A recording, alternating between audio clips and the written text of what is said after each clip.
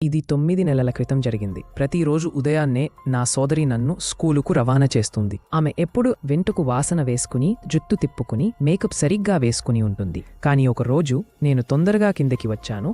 ఆమె లాంజీలో ఎదురు చూసేస్తుంది. మేకప్ లేదు, మూటలు వేసుకున్న బట్టలు. ఆ లుక్ నాకు చాలా విచిత్రంగా అనిపించింది. సరదాగా అడిగాను, ఈరోజు పనిచేయడానికి అల్లాగానే వెళ్తున్నావా?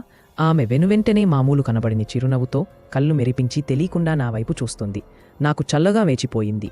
ఆమె నా చెయ్యిని గట్టిగా పట్టుకుని నొప్పిగా అనిపించే వరకు లోపడికా పట్టింది. నేను నిన్ను స్కూలుకి నడిపిస్తూ తీసుకెళ్తాను అంది. నడుస్తూ ఇంటి నుండి స్కూల్ గేట్స్ వరకు ఎటువంటి మాట్లాడలేదు. నేను వివరణ అడిగిన ప్రతిసారి ఆమె పట్టించుకోలేదు. పాతుకే వెనుకునేరా అని పదే పదే చెప్పింది. గేట్స్ దగ్గర నేను నా చెయ్యి విడిపించుకుని స్కూల్ లోపలకు పరుగెత్తాను. ఆమె ఇంకా ఏదో నన్ను వెనుకురా అంటూ పిలుస్తోంది. బ్రేక్ టైంలో నా అసలైన సోదరి నుంచి మెసేజ్ వచ్చింది. ఈరోజు ముందే వస్తున్నాను, మీటింగ్ ఉంది.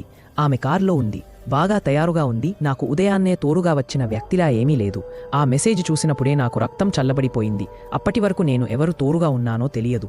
తర్వాత నేను ఇంట్లో అమ్మమ్మని చెప్పినా ఆమె కేవలం ఒక్క మాటే చెప్పింది, డొప్పల్ గేంజర్. అప్పటి నుండి నా సోదరి కాస్త వేరేలా కనిపించిన ప్రతిసారి నిజంగానే అది నా సోదరినేనా లేక మరొకరా అనేది నాకు తెలియడం లేదు.